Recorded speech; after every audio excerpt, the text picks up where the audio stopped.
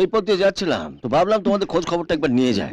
তো সব ভালো আছে তো? হ্যাঁ দাদা, আপনি এসে খুব ভালো করেছেন। আরে থাক থাক থাক, কেমন আছিস রে সন্তু? হ্যাঁ, ভালো আছি। তুমি কেমন আছো গো জেঠুমনি? ভালো আছি ভালো আছি। জেঠিমা কেমন আছে? জেঠিমা ভালো আছে। আচ্ছা শঙ্কর কোথায় গেল? ও একটু বাইরে গেছে দাদা। ওর কথা আর বলবেন না, যখন তখন রাগ করছে আর যার তার সাথে ঝগড়া করে বেড়াচ্ছে। হ্যাঁ, ও ছোটবেলা থেকে একটু ডান পিঠে। জেঠুমনি, তুমি একটু বাবাকে আজকে বকে দিয়ে যাবে।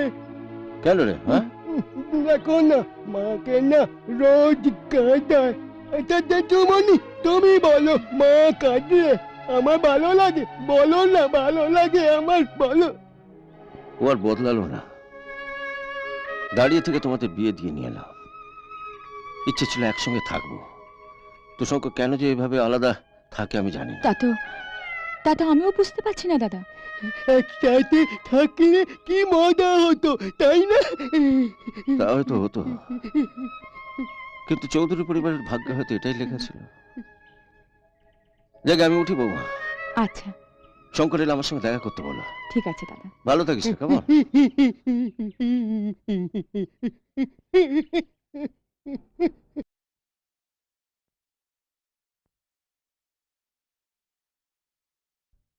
হ্যাঁ গো, শুনছো? কান খোলা আছে বলে ফেলো। হ্যাঁ, শোনি না। বলছিলাম কি, শোনোই না। কদিন ধরে তোমাকে একটা কথা বলবো বলবো ভাবছিলাম। আমি কিন্তু রাজাকে আর একটা টাকাও দেবো না। না না, আমি টাকার কথা বলছিলাম না। ভাবছিলাম রাজার এবার একটা বিয়ে দেব। হ্যাঁ, এটা তো মন্দ কথা বলনি। সংসারে চাপ ঘাড়ে পড়লে বেটা যদি একটু ঘরমুখ হয়, কি বলো? আমিও তো সে কথাই ভাবছিলাম। হ্যাঁ, তাই বলছিলাম কি যে তোমার সন্ধানে এবারের বউ হওয়ার মতন উপযুক্ত কোনো পাত্রে আছে নাকি? সেরকম তো কাউকে দেখিনি, তবে ঘটক মশাইকে খবর পাঠালে নিশ্চয়ই একটা সন্ধান পাওয়া যাবে। তা হয়তো দেবে। বড় বাবু, হ্যাঁ বল। ছোট বাবু আপনার জন্য অপেক্ষা করছে। ও বসতে বল। আগে আমি আর বরকর্তা, বরকর্তার আমি, বাঘ আর বরকর্তা, ছুটছি ছুটছি ছুটছি। মানে বাগদা আগে যাচ্ছে না কে কোনটা আগে যাচ্ছে? ঠাকুরপো তুমি একা? বাঘটা পার্বতী এলো না? না মানে ওই আমি একটু শহরে গিয়েছিলাম সার কিনতে, তো যাওয়ার পথে বসো, ভাবলাম যে বসো। তোমাদের সঙ্গে একটু দেখা করে যাই। হ্যাঁ, তা ভালোই করেছিস এসে। ভালো সময় এসেছে গো, আমরা রাজার বিয়ে নিয়ে আলোচনা না করছি। বস বস। বিয়ে? হ্যাঁ গো। আচ্ছা, তোর জানাশোনা কোনো ভালো পাত্রী আছে? মানে রাজার উপযুক্ত আর কি। আছে, বলো তো কথা বলি। তাই নাকি? তা সে মেয়েটা দেখতে কেমন গো? ভালো, খুব ভালো। দেখ শঙ্কর, হ্যাঁ? পাত্রী দেখতে ভালো, ভালো কথা, কিন্তু প্রথমেই তুই ওদের জানিয়ে দিবি যে রাজা লেখাপড়া শেখেনি। কিন্তু না না, সে ব্যাপারে তোমরা একদম নিশ্চিন্তে থাকো। হ্যাঁ, তাহলে যদি পাত্রীপক্ষ আবার রাজি না হয় তখন তো আবার। না না, রাজি না হলে হবে না। কোনো মিত্রের আশ্রয় নিয়ে রাজার বিয়ে আমি দেবো না। এতে রাজার বিয়ে হলে হবে, নইলে হবে না, এটা আমার সাফ কথা। হ্যাঁ। যা যা বললাম সব মনে রেখো। আর ছোট কথা আসলে ছোট কথার সামনে না, হুজুর, ছোট কথা, আপনার কথা মতো সমস্ত প্ল্যান ছকে রেখেছি একেবারে। হুজুর, একটা কথা জিজ্ঞাসা করবো হুজুর? বলো। আমার মেয়েকে যদি রাজাবাবু বিয়ে করতে রাজি না হয়? সে দায়িত্বটা আমার। এখন তুমি আসতে পারো, বাকি কথা ম্যানেজার বাবু বলে দেবেন। জি হুজুর। বাবা এত মিষ্টি! না না, এমন কি? জানেন, এমনিতে তিথি মায়ের মুখ থেকে রাজার কথা শুনে আমি তো প্রথমে অবাকই হয়ে গিয়েছিলাম। কেন? মানে তিথি তো পড়াশোনা ছাড়া আর কিছু জানে না, তাই। তাহলে তো আপনার মেয়ের আমার ছেলেকে পছন্দ হওয়ার কথা নয়। কেন? কি যে বলো না তুমি। কেন, আমার রাজা কি ফেলনা নাকি? হ্যাঁ, হ্যাঁ ঠিকই তো। জানেন, রাজাকে কিন্তু আমার ভীষণ পছন্দ। আমাদেরও তিথিমাকে খুব পছন্দ হয়েছে। এটা তো আমার তিথির সৌভাগ্য।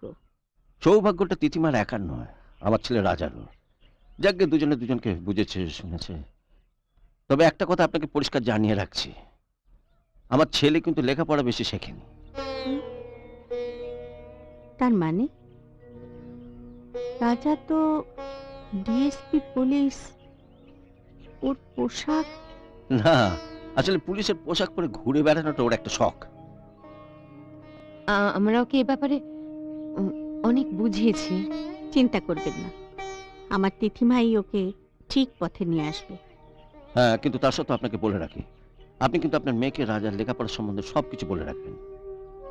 দেখুন প্রতাপবাবু, রাজার সঙ্গে কথা বলে আমার এটুকু মনে হয়েছে যে ডিগ্রিধারী সার্টিফিকেট ওর না থাকুক, ওর ভেতরে কিন্তু একটা মনুষ্যত্ব আছে। কিন্তু আমরা যে সতীশ বাবুর সঙ্গে কথা বলে রেখেছি, তার কি হবে? আমি কি করে জানবো ছোট কথা? তবে একটা কথা ছোট কথা, শিক্ষিত এসে যদি আমাদের ব্যবসার হাল ধরে না, তাহলে আমাদের হালত কিন্তু একেবারে খারাপ হয়ে যাবে বলে দিচ্ছি। না না, তা কি কর? ছি ছি ছি ছি ছি ছি। তোমার একমাত্র ভাইপোর বিয়ে, সেটাও তুমি ভেঙে দিতে চাইছো? আমি যেহেতু মনেকে বলে দেব। বাবা, সন্তু বাবা, ঘর শত্রু বিভীষণ হলো না বাবা, ঘর শত্রু ছোট বাবু নেই। আমি বলি কি, নিজের ভাইপোর বিয়ে না ভাঙলে আমাদের স্বপ্নটাতে ভেঙে একেবারে খান খান হয়ে যাবে। তোমার সামনে আমার রাজার বিয়ে ভেঙে দেওয়ার চক্রান্ত করছো, আর তুমি সেটা মুখ বুজে সহ্য করছো? তুমি আমাদের ব্যাপারে কেন নাক গলাচ্ছ? ছোট কথা, আমি না ওই মেয়েটার বাড়ির ঠিকানা জোগাড় করেছি। তা ভাবছি যে একবার ওই মেয়েটার বাড়ি ঘুরে আসবো, দেখাও করে আসবো আর কি। আমি কি একেবারে ঝাঁঝেই মরে যাবি। আপনি সত্যি বলছেন রাজা ডিএসপি নয়? ডিএসপি?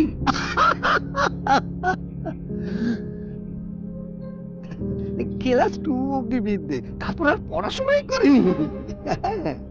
যখন শুনলাম যে তোমার মতো একজন শিক্ষিতা মেয়ে রাজাকে বিয়ে করতে যাচ্ছে, তখন মনে হলো যে না, খবরটা তোমাকে জানানো উচিত। হ্যাঁ, নিশ্চয়ই জানানো উচিত। এখন নিজের ভালোর জন্য তোমার ক্ষতি তো করতে পারি না। ভগবানের একটা মনুষ্যত্ব বলে কথা তো আছে নাকি? আসলে মা, ওই মিছে কথা বলে বড়বাবু তোমার সঙ্গে রাজার বিয়েটা দিতে চাচ্ছে না। আমি বলি কি মা, আমার কথা বিশ্বাস করে কাজ, তুমি থানায় গিয়ে জিজ্ঞেস করো, ওখানেই জানতে পারবে।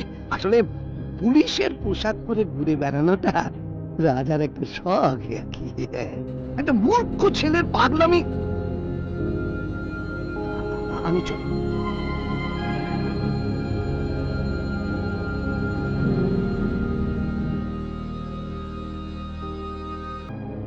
আসলে প্রতাপ বাবুর জন্য আমি এতদিন কিছু বলিনি, এবার দেখছি ওর বিরুদ্ধে একটা কিছু স্টেপ আমাকে নিতেই হবে।